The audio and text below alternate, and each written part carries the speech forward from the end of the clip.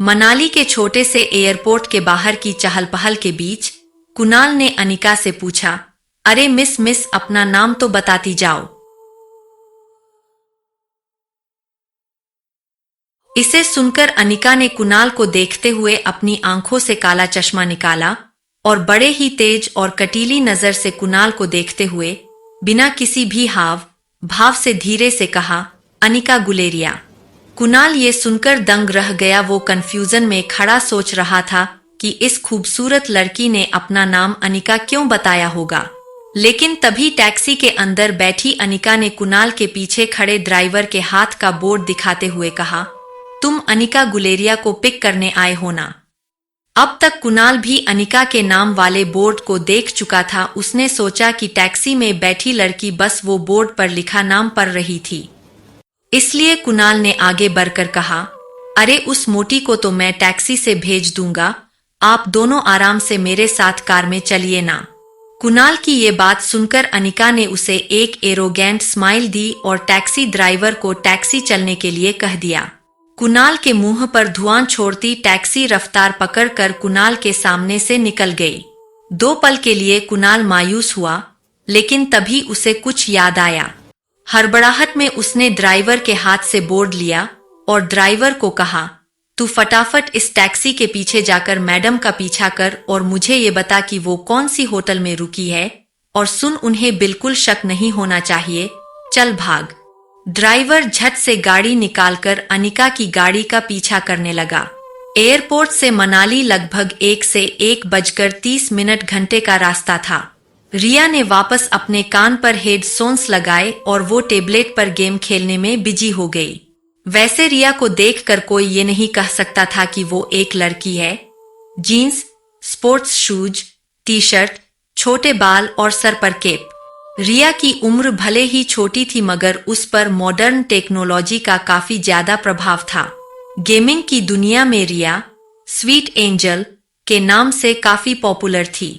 रिया को गेम खेलते हुए देख अनिका सोच रही थी कि पता नहीं रिया को मनाली लाकर उसने सही काम किया था या गलत।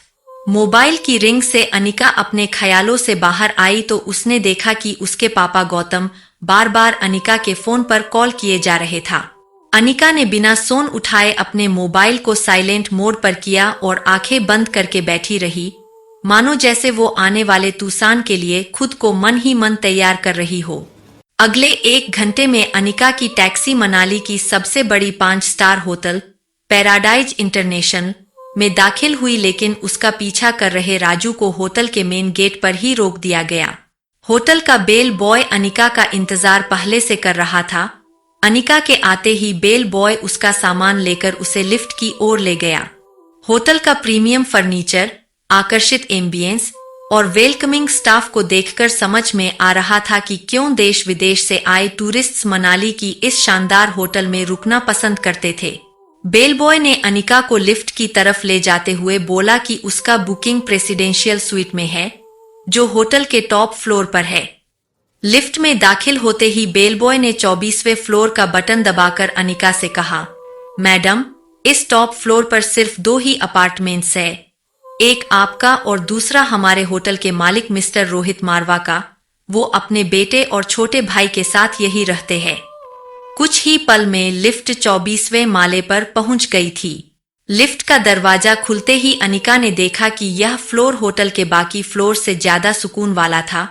इतना सुकून जितना अनिका ने शायद अपने घर में भी महसूस ना किया हो। अनिका के रूम के पास जाकर बेल बॉय ने कार्ड से दरवाजा अनलॉक किया। वो कार्ड अनिका के हाथ में देकर और सामान वहीं छोड़कर चला गया। रिया अभी भी गेम खेलने में बिजी थी। अनिका रिया को रूम के अंदर लेकर आई और उसने रूम का दरवाजा बंद किया। प्रेसिडेंशियल स्वीट एक काफी लग्जरी अपार्टमेंट था। मॉडर्न और कंफर्टेबल बेडरूम, एक शानदार लिविंग एरिया और बड़ी सी बालकनी जहां से पूरा मनाली का नजारा दिखाई दे रहा था। ये प्रेसिडेंशियल स्वीट हर कोई अफोर्ड नहीं कर सकता था, क्योंकि कमरे का दिन का किराया 25,000 था। मगर वर्ल्ड फेमस न्यूरो सर्जन डॉ अमृता उर्फ अनिका को इससे क्या फर्क पड़ने वाला था। थोड़ी देर नई जगह का आनंद उठाने के बाद रिया थककर बिस्तर पर सो गई थी। अनिका प्यार से उसे चद्दर ओढ़ा रही थी। तभी उसका फोन वाइब्रेट हुआ। अनिका ने देखा कि उसके पापा गौतम का फोन आ रहा था। अनिका की आवाज से कहीं रिया जाग ना जाए, इसलिए हड़बड़ाहट में अनिका बेडरूम से बाहर आकर बेडरूम का दरवाजा बंद करके फोन उठाई।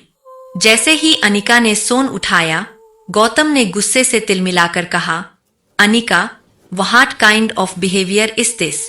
कुणाल 2 घंटे तक एयरपोर्ट पर तुम्हारा इंतजार कर रहा था। तुम उसके साथ आई क्यों नहीं? कहाँ हो तुम?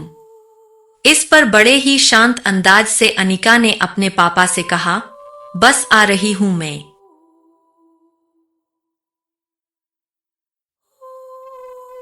ये कहते ही अनिका ने फोन काट दिया। न जाने क्यों, लेकिन अनिका काफी डिस्टर्ब हो गई थी। गौतम ने बचपन से लेकर आज तक अनिका के साथ चाहे जैसा भी व्यवहार किया हो, आखिर वो थे तो अनिका के पापा ही, जिनसे अनिका 6 साल बाद मिलने वाली थी। अनिका ने कुछ सोचकर होटल रूम को बाहर से लॉक किया और वो होटल की लॉबी में लिफ्ट के पास आकर लिफ्ट के आने का इंतजार करने लगी। तभी अनिका के फोन पर उसकी असिस्टेंट राजलक्ष्मी का फोन आया। अनिका ने फोन पिक किया तो राजलक्ष्मी ने अनिका का हाल पूछते हुए कहा, मैडम, आशा करती हूँ आपकी फ्लाइट सेफ और कंफर्टेबल थी और आपकी नींद भी पूरी हुई होगी। याद है ना, आपको रोज कंपल्सरी 8 घंटे सोना ही है। अनिका उसकी बात को काटते हुए कहती है, हाँ हाँ याद है। तुम ये बताओ, तुमने मुझे फिर से वही बात बताने के लिए फोन किया है जो तुम पिछले 1 महीने से रोज मुझे बताती आ रही हो, या आज कुछ नई बात बताने के लिए फोन किया है? राजलक्ष्मी थोड़ा हिचकिचाते हुए बोली, अरे मैडम, वो फिर से वो बिजनेस टाइकून रोहित मारवा का मेल आया है।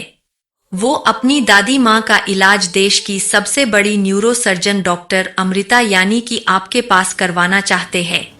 इस वक्त वो मनाली में ही है और आप भी मनाली में है, तो मैंने सोचा क्या मैं अपॉइंटमेंट फिक्स कर दूं। लेकिन तभी अनिका ने कड़क शब्दों में कहा, बिल्कुल नहीं। ये बड़े लोग अपने बड़े बुजुर्गों की चिंता का सिर्फ ढोंग करते हैं। इनका असली मकसद तो कुछ और ही होता है। बुजुर्गों की प्रॉपर्टी, बिजनेस या और कुछ। हमें इन लोगों से दूर ही रहना चाहिए। और वैसे भी मनाली आने के पीछे मेरा मकसद कुछ और है। उस मकसद से मैं अपना ध्यान नहीं भटकाना चाहती। और हाँ राजलक्ष्मी, ये मत भूलो कि मैं इस वक्त ऑफिशियल लीव पर हूँ। राजलक्ष्मी अनिका की असिस्टेंट ही नहीं बल्कि उसकी दोस्त भी थी, इसलिए उसने अनिका का मूड लाइट करते हुए कहा, okay hmm, as you wish. मगर एक बात बता दूं, मैंने सुना है ये रोहित मारवा की पर्सनालिटी काफी डेशिंग है। टॉल, डार्क, हैंडसम, और हाँ इतनी सी उम्र में इतना बड़ा बिजनेस टाइकून। देश की काफी लड़कियां उनसे सिर्फ बात करने को मर मिटने को तैयार होती है। और आप है कि रोहित आपसे खुद मिलना चाहता है और आप उसे अवॉइड कर रही है। अगर लाइफ में थोड़ा सा रोमांस आ ही जाता है तो इसमें नुकसान क्या है? बाकी आपकी मर्जी, सोच लो। रोहित का फोटो भेजूंगी। अनिका समझ गई थी कि राजलक्ष्मी अब उसकी टांग खींच रही थी। तभी अनिका ने लिफ्ट को ऊपर आता देख राजलक्ष्मी से जल्दी जल्दी में कहा कि अगर ऐसा है तो तुम एक काम करो, तुम ही उसे डॉक्टर अमृता बनकर मिल लो। वैसे भी यहाँ डॉक्टर अमृता को चेहरे से कोई नहीं जानता, यहाँ तो मैं सिर्फ अनिका गुलेरिया हूँ। अब चलो, सोन रखो। लेकिन राजलक्ष्मी ने भी जल्दी जल्दी में बोला, ठीक है, I hope you enjoy your vacation. और हाँ, रोहित की फोटो भेजूंगी, एक बार देख जरूर लेना। इसके पहले कि राजलक्ष्मी अपनी बार पूरी कर पाती, अनिका हंसते हुए सोन काट देती है। लेकिन इसके पहले कि अनिका लिफ्ट के अंदर जा पाती, लिफ्ट वापस बंद होकर नीचे चली जाती है। तभी अनिका को लगा जैसे मानो उसके पीछे कोई खड़ा हो। अनिका ने जैसे ही पीछे मुड़कर देखा तो वो हैरान हो गई। पीछे रिया खड़ी थी, उसका चेहरा कुछ उखड़ा हुआ था और वो बस अनिका को एकटक देखे जा रही थी।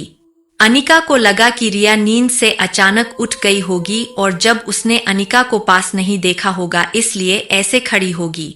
इसलिए अनिका ने नीचे झुककर प्यार से रिया के दोनों गालों पर किस किया और बोली, मम्मा जल्दी वापस आ जाएगी और आते वक्त तुम्हारी फेवरेट चॉकलेट आइसक्रीम लेकर आएगी। ठीक है, चलो अब जाओ कमरे में और आराम करो या तो अपना फेवरेट वीडियो गेम खेलो। तभी वापस लिफ्ट आ चुकी थी। लिफ्ट का दरवाजा खुला और अनिका लिफ्ट के अंदर चली गई। अंदर जाकर अनिका ने रिया से फिर एक बार कहा, सीधे रूम में चले जाना। हाँ, mamma will miss you and mamma loves you. Lift का दरवाजा बंद हो गया और लिफ्ट नीचे जाने लगी। बाहर जाने की जल्दी में अनिका एक बात भूल रही थी कि उसने अपने कमरे का दरवाजा बाहर से बंद किया था। फिर भी रिया रूम में बाहर कैसे आ गई थी? अनिका की लिफ्ट के नीचे जाते ही अनिका के रूम के सामने वाले रूम का दरवाजा खुला और उसमें से एक 26 से 27 साल का हैंडसम आदमी बाहर आया। ब्लैक चमकीले leather shoes, black trousers, white shirt और ब्लैक ब्लेजर। किसी रियासत के राजकुमार से बिल्कुल कम नहीं लग रहा था वो आदमी, और लगे भी क्यों नहीं, क्योंकि ये आदमी था मारवा इंडस्ट्रीज का सीईओ रोहित मारवा। रोहित अपने कमरे से निकला और लिफ्ट के पास खड़े बच्चे की तरफ बढ़ते हुए और उस बच्चे को डांटते हुए रोहित ने कहा, बेटा कितनी बार कहा है तुम्हें कि ऐसे ही बिना बताए कमरे से बाहर मत निकला करो, तुम मेरी बात सुनते क्यों नहीं? आर्यन आर्यन जिस लड़की को रिया समझकर अभी कुछ ही पल पहले अनिका ने बात की थी, उसी बच्चे को रोहित किसी दूसरे नाम से पुकार रहा था। लेकिन सच बात वो यही थी कि वो बच्चा रिया नहीं बल्कि आर्यन था। दरअसल अनिका जिस बच्चे को रिया समझकर उससे बात कर रही थी, वो बच्चा मशहूर बिजनेस टाइकून रोहित मारवा का इकलौता बेटा आर्यन था। मारवा इंडस्ट्रीज का इकलौता वारिस आर्यन। और इन सब में सबसे मजेदार बात ये थी कि रोहित का बेटा आर्यन और अनिका की बेटी रिया दोनों की शक्ल एक दूसरे से मिलती जुलती थी, यानी कि रिया और आर्यन हमशक्ल थे। तो रोहित लॉबी में जिस बच्चे से बात कर रहा था वो दरअसल आर्यन ही था और रिया अभी भी अनिका के कमरे में सो रही थी। रोहित आर्यन से बात कर रहा था लेकिन आर्यन की नजरें अभी भी लिफ्ट के दरवाजे पर जमी हुई थी। आर्यन की गोल मटोल आंखें और खूबसूरत मासूम सा चेहरा देखकर ऐसा महसूस होता था जैसे उसने अभी अभी आकाश से उतरता हुआ टिमटिमाता तारा देख लिया हो। रोहित ने पीछे से फिर से आर्यन को आवाज देते हुए कहा, आर्यन ध्यान कहाँ है तुम्हारा? सुना नहीं बेटा, अंदर चलो। रोहित आर्यन का हाथ पकड़ के उसे लगभग खींचते हुए रूम के अंदर ले जा रहा होता है। तभी आर्यन ने झटके से अपना हाथ छुड़ाकर रोहित से कहा, मुझे चॉकलेट आइसक्रीम चाहिए। ये सुनकर रोहित थोड़ा हैरान हो गया। हमेशा गुमसुम और गुपचुप रहने वाले आर्यन का बर्ताव आज रोहित को कुछ अजीब लग रहा था। रोहित ने तुरंत कुछ सोचकर अपनी जेब से फोन निकाला और होटल के सीसीटीवी रूम में फोन करके उसके रूम के बाहर का सीसीटीवी फुटेज तुरंत मंगवाया। वो देखना चाहता था कि अभी अभी लिफ्ट के पास आर्यन के साथ क्या हुआ था। कुछ ही पल में सिक्योरिटी इंचार्ज लैपटॉप पर सीसीटीवी लेकर आया गया फुटेज। रोहित ने जो देखा वो देखकर वो दंग हो गया।